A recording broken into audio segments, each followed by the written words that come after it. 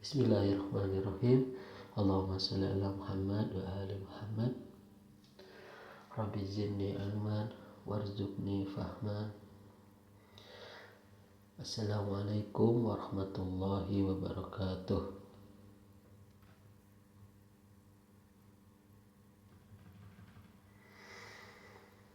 Ya, kita akan melanjutkan video berikutnya pada bab 3 bagian pertama mengenai dasar dan metode penerjemahan. Sekilas kita akan ulang permasalahan mengenai dasar dan metode penerjemahan. Kita sebelumnya telah membahas dasar-dasar penerjemahan. Pada dasar-dasar penerjemahan, kita telah menekankan bahwasanya si penerjemah harus bisa mengalihkan pesan dari bahasa sumber, seperti contohnya bahasa Korea, bahasa Inggris, bahasa Persia dan selainnya. Dan saat dia mengalihkan pesan dari bahasa sumber ke bahasa sasaran atau bahasa target, ia harus bisa menjaga makna dan gaya konteks asli. Pada dasar-dasar penerjemahan, kita telah membawa poin dasar, sekitar 5 poin dasar yang harus dikuasai oleh si penerjemah. Yang pertama adalah si penerjemah harus paham mengenai konteks itu. Jadi pemahaman pada konteks asli, ia tidak hanya paham pada kata per kata konteks tersebut. Ia pun harus memahami makna keseluruhan paragraf atau tulisan asli sebelum menerjemahkan. Itu dasar pertama yang harus dimiliki oleh sang penerjemah. Dan dasar kedua yang harus dimiliki oleh sang penerjemah adalah ia harus bisa menguasai 2 bahasa. Bahasa sumber dan bahasa sasaran. Bahasa asli dan bahasa target, ia harus bisa menguasainya dengan baik. Dasar yang ketiga yang harus dikuasai oleh sang penerjemah adalah kesetiaan pada makna. Apa kesetiaan pada makna? Maksudnya adalah terjemahan yang baik itu bukan hanya harfiah, tetapi terjemahan yang baik itu bisa menyampaikan maksud dengan tepat. Jadi dasar yang ketiga yang harus dikuasai sang penerjemah adalah kesetiaan pada makna. Ia tidak hanya menerjemahkan melalui terjemahan harfiah secara letterlock, tetapi ia juga harus bisa menyampaikan maksud sang penulis. Ia harus bisa menyampaikan maksud dengan tepat dari sang penulis atau dari kalimat atau paragraf aslinya. Itu dasar yang harus dikuasai oleh sang penerjemah. Dasar selanjutnya yaitu dasar keempat, sang penerjemah harus bisa menyesuaikan budaya. Yakni apa? Menyesuaikan budaya, ia harus bisa memilah-milih kata atau bahasa yang sesuai dengan budaya bahasa target. Ia harus bisa menyesuaikan kata atau kalimat yang sesuai dengan budaya bahasa target. Dan yang terakhir, yakni dasar kelima yang harus dikuasai oleh sang penerjemah adalah gaya dan ragam bahasa. ia harus bisa menyesuaikan gaya terjemahan dengan jenis teks. Jika teks aslinya itu ilmiah, ia harus bisa menerjemahkan dengan teks ilmiah pula. Dan jika bahasa aslinya itu sastra, maka ia juga harus bisa menerjemahkan dengan bahasa sastra. Ini dasar-dasar penerjemahan. Jadi penerjemahan itu adalah proses mengalihkan pesan dari bahasa sumber ke bahasa sasaran. Dengan apa? Dengan menjaga makna, gaya, dan konteks asli. Dasar yang harus dikuasai. Pertama adalah pemahaman konteks, tidak hanya kata per kata, tetapi juga makna keseluruhan dari konteks atau paragraf asli. Dan yang kedua adalah yang harus dimiliki oleh sang penerjemah adalah penguasaan dua bahasa, yakni bahasa sumber dan bahasa sasaran harus bisa dikuasai dengan baik. Dan yang ketiga adalah kesetiaan pada makna, yakni ia harus bisa menerjemahkan yang baik, bukan yang harfiah, tetapi ia harus bisa menyampaikan maksud dengan tepat sasaran. Dan yang keempat adalah kesesuaian budaya, cultural adaptation. Ia harus bisa memilah-milih atau pilih kata atau frase yang sesuai dengan budaya bahasa target. Yang kelima adalah gaya dan ragam bahasa. Ia harus bisa menyesuaikan gaya terjemahan dengan jenis teks aslinya, agar jika bahasa aslinya ilmiah, ia harus bisa menerjemahkan dengan bahasa ilmiah pula. Sebelumnya juga pada video sebelumnya kita telah membahas metode penerjemahan, yakni dua metode yang telah kita bahas. Metode pertama adalah metode harfiah atau kita sebut dengan literal translation. Biasanya dalam metode harfiah, sang penerjemah harus bisa menerjemahkan kata demi kata secara langsung. Ia fokusnya kepada apa? Kepada mempertahankan struktur asli atau konteks asli, paragraf asli dari sang penulis. Biasanya pada metode harfiah ini cocok untuk teks teknis atau kalimat pendek yang sederhana, atau metode harfiah ini cocok untuk bahasa ilmiah. Seperti yang kemarin kita bahas, metode harfiah atau metode literal translation, penjelasannya adalah metode ini harus bisa menerjemahkan kata demi kata secara langsung dan juga bisa mempertahankan struktur asli dari konteks asli. Biasanya cocok untuk metode harfiah ini cocok untuk teks teknis atau teks ilmiah, dan juga cocok untuk kalimat pendek dan kalimat sederhana. Contoh yang sebelumnya kita bawakan seperti terjemah teks asli bahasa Inggrisnya, the sky is blue, terjemahan literal atau melalui metode harfiah, langit adalah biru. Di sini ada kelebihan dan kekurangan dari terjemahan literal. Yang pertama adalah terjemahan tersebut akurat secara struktur. Karena apa? Fokus dari metode harfiah adalah mempertahankan struktur asli. Dan kekurangan dari terjemahan literal adalah kadang tidak alami dalam bahasa target. Yang alami adalah seperti ini, langit berwarna biru, lebih enak gitu.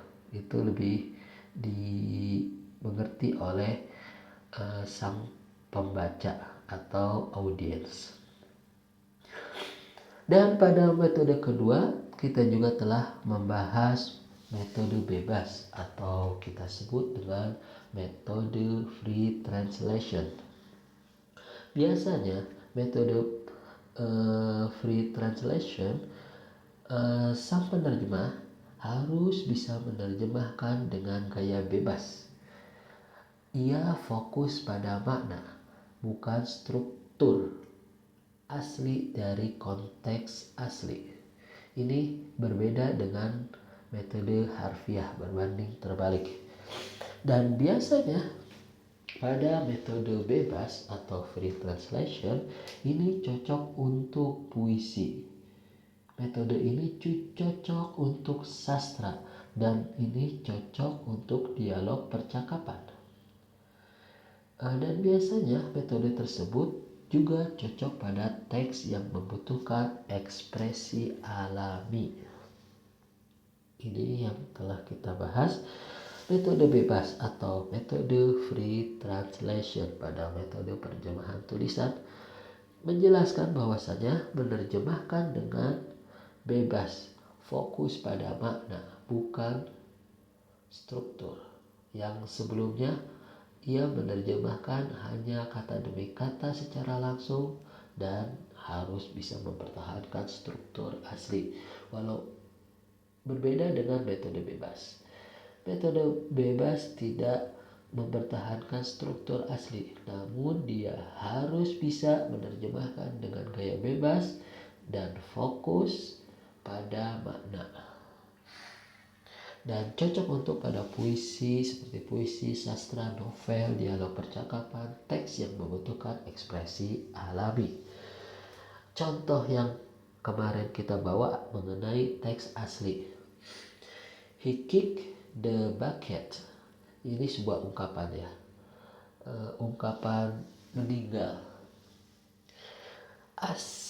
Kalau kita bawa dengan metode,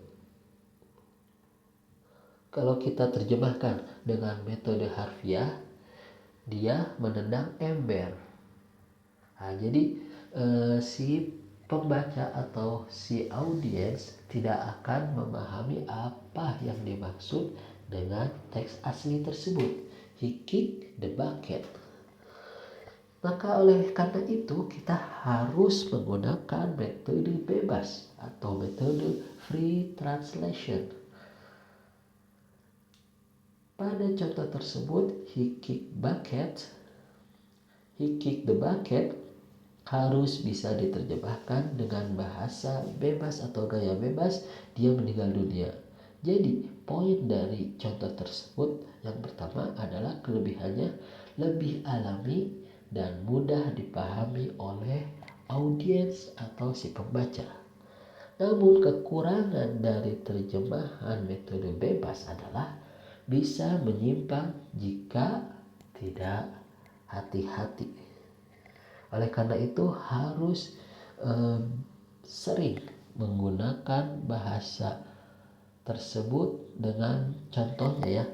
Contoh mudahnya harus dengan menonton film-film serial yang berbahasa Inggris agar bisa menerjemahkan dengan metode bebas atau free translation.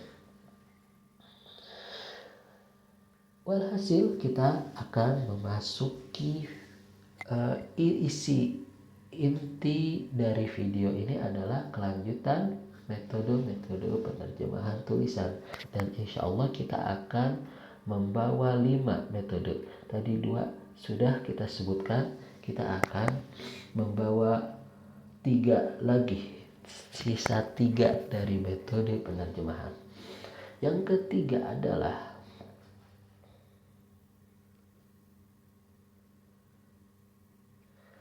metode komunikatif atau kita sebut dengan metode komunikatif translation. Biasanya para penerjemah dalam metode komunikatif ia harus fokus pada menyampaikan pesan sejelas mungkin sesuai kebutuhan si audiens. sesuai dengan kebutuhan si pembaca. Jadi sang penerjemah harus lebih fokus dan harus bisa menyampaikan pesan secara jelas, dan penyampaiannya itu harus sesuai dengan kebutuhan si audiens atau si pembaca. Jadi pada metode komunikatif ia hanya terfokus pada menyampaikan pesan sejelas mungkin, sesuai dengan apa? Sesuai dengan kebutuhan si pembaca atau si audiens. Biasanya dalam metode komunikatif ini cocok untuk buku teks, cocok untuk artikel populer, atau cocok untuk brosur. Jadi di sini ada ajakan.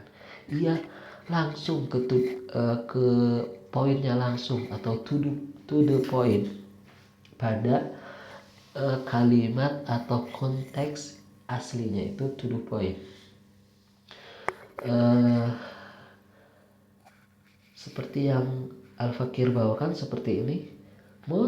Metode komunikatif atau communicative translation, penjelasannya adalah fokus pada penyampaian atau pada menyampaikan pesan sejelas mungkin sesuai kebutuhan pembaca atau kebutuhan si audiens.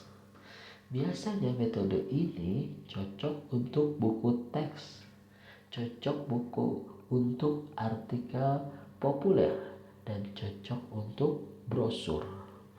Jadi untuk ajakan atau seperti brosur-brosur iklan, kebanyakan melalui agar terjemahan ya, metode komunikatif. Contoh yang Al-Fakir bawakan seperti ini. Teks asli, please keep your seatbelt fastened. Kalau kita terjemahkan secara harfiah atau letterlock, harap tetap mengencangkan sabuk pengaman Anda. Si audiens dan si pembaca pasti akan rancu. Harap tetap mengencangkan sabuk pengaman Anda. Oleh karena itu, kita harus bisa fokus pada apa? Penyampaian pesan secara jelas, secara ringkas, dan sesuai dengan kebutuhan si pembaca atau kebutuhan si audiens. Jadi, kita melalui metode komunikatif akan mendapatkan hasil terjemahan seperti ini. Harap tetap mengenakan sabuk pengaman Anda. Lebih penyampaiannya itu jelas, penyampaiannya itu sesuai dengan kebutuhan si pembaca. Kalau kita terjemahkan teks demi teks atau melalui metode harfiah, akan bermakna seperti ini. Please keep your seatbelt fastened bermakna harap tetap mengencangkan sabuk pengaman Anda. Itu jika terjemahan melalui metode harfiah. Namun jikalau metode itu melalui metode komunikatif, seperti yang kita lihat, harap tetap mengenakan sabuk pengaman Anda ini lebih jelas dan ini sesuai dengan kebutuhan si pembaca.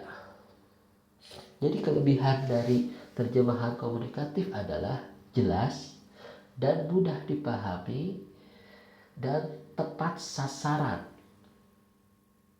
Pesannya itu sesuai dengan kebutuhan si pembaca. Kelebihan, jelas dan mudah dipahami pembaca sasaran. Namun kekurangan dari metode komunikatif adalah mungkin kehilangan nuansa tertentu, mungkin kehilangan seperti teks, seperti harfiahnya itu, letter lucknya itu agak hilang.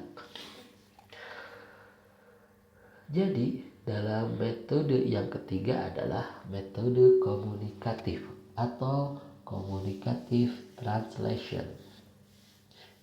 Dan penjelasan dari metode tersebut ialah fokus menyampaikan pesan sejelas mungkin sesuai kebutuhan si pembaca.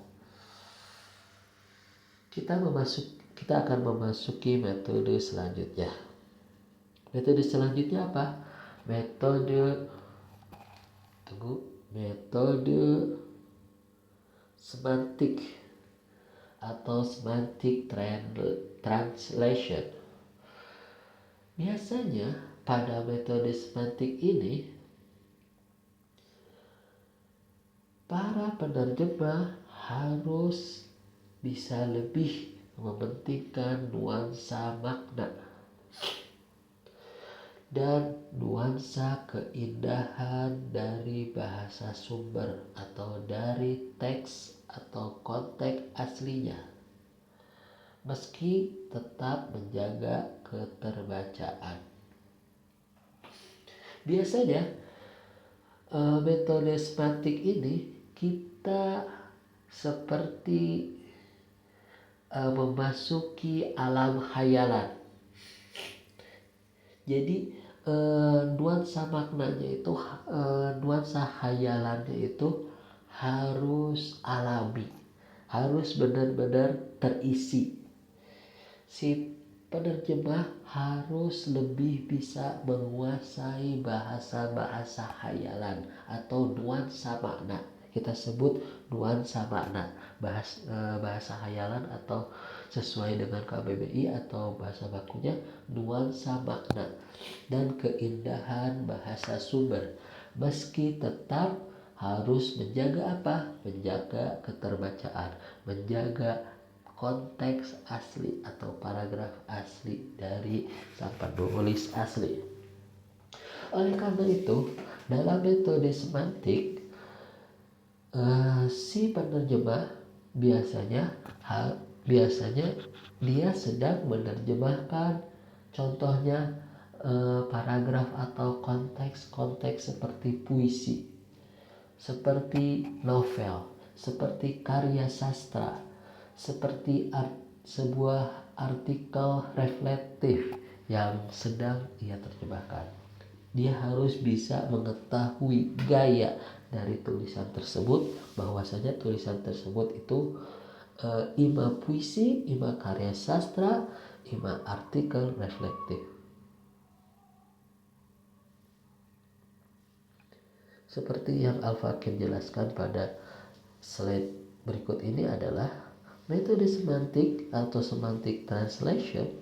Penjelasannya adalah lebih mementingkan nuansa makna atau bahasa khayalan atau bahasa lamunan dan lebih mementingkan keindahan bahasa sumber, meski tetap apa? Bisa tetap menjaga keterbacaan dari teks atau konteks aslinya. Biasanya metode semantik ini cocok untuk puisi, cocok untuk karya sastra, dan cocok untuk artikel reflektif atau seperti buku-buku novel. Ini contoh yang kita bawakan adalah her smile was as bright as the sun. Kalau kita terjemahkan melalui terjemahan semantik adalah senyumnya bersinar secara mentari. Atau kita terjemahkan lainnya melalui metode semantik adalah senyumnya secerah matahari, lebih renyah. Senyumnya secara mentari, berarti ini harus Al-Fakir ganti ya. Senyumnya secerah matahari, lebih enak. Jadi lamunan atau bahasa hayalannya itu terasa gitu. Insyaallah nanti Al-Fakir revisi edit insyaallah Al-Fakir sunting dengan terjemahan yang tadi Al-Fakir katakan apa, senyumnya secerah matahari, lebih enak, senyumnya secerah matahari. Walhasil dalam terjemahan semantik ini kelebihannya apa? Kelebihannya itu indah dan puitis. Namun ada kekurangan dari metode semantik. Kekurangannya adalah butuh keterampilan tinggi. Harus terbiasa. Jadi si penerjemah ini emang harus jago seni, jago puisi, jago sastra, jago suka ngelamun ngelamun untuk buat puisi-puisi, karena lamunan itu akan masuk ke hayalan. Ketika hayalan untuk membahasakan yang dia hayalkan melalui puisi-puisi. Jadi kekurangannya itu butuh keterampilan tinggi untuk menerapkan metode semantik ini, dan ia harus bisa menguasai bahasa-bahasa hayalan. Jadi kekurangan dari metode semantik adalah butuh keterampilan tinggi, tidak cocok untuk teks teknis. Ini dari metode semantik. Lalu pada metode yang kelima adalah metode adaptasi. Biasanya sang penerjemah harus bisa terjemahkan dengan gaya bebas, jadi sangat bebas, bahkan bisa menggantikan budaya atau nama tokoh atau konteks agar sesuai dengan si pembaca atau audien tersebut. Biasanya pada metode adaptasi cocok untuk buku anak, cocok untuk iklan, cocok untuk komik, cocok untuk drama. Seperti ini penjelasan yang Al-Fakir bawakan. Penjelasan dari metode adaptasi adalah terjemahan sangat bebas. Ingat, gayanya itu bebas, bahkan bisa menggantikan budaya atau nama tokoh atau konteks agar sesuai dengan pembaca sasaran. Biasanya metode adaptasi cocok untuk buku anak, drama, iklan, dan komik. Contoh teks asli dari bahasa Inggris. Santa Claus comes on Christmas Eve. Kalau kita terjemahkan melalui terjemahan adaptasi untuk budaya lokal, Sinterklas datang saat malam, benar? Atau Sinterklas datang pada malam hari. Jadi kelebihan dari metode adaptasi adalah sangat komunikatif. Namun kekurangan dari metode adaptasi adalah rentan kehilangan kesetiaan pada teks asli. Kekurangannya seperti itu. Jadi ringkasan dari bab 3 dari bagian 1 adalah seperti ini ringkasannya. Ada 5 metode yang telah kita bahas. Metode pertama adalah literal. Fokusnya apa? Kata per kata, cocok untuk teks teknis. Contoh terjemahannya yang tadi, contoh langit adalah biru. Metode kedua adalah metode bebas. Fokus utamanya adalah makna umum, cocok untuk percakapan dan istilah. Idiom itu istilah ya. Metode selanjutnya ketiga adalah metode komunikatif.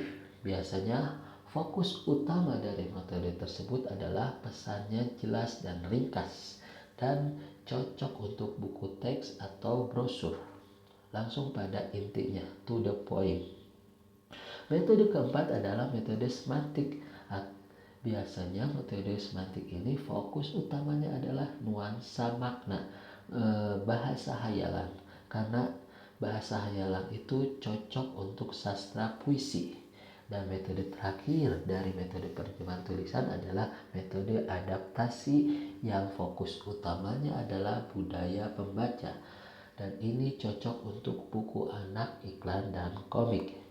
Jadi, kesimpulan atau tips dari Al-Fakir adalah untuk metode terbaik adalah tergantung konteks dan tujuan terjemahan.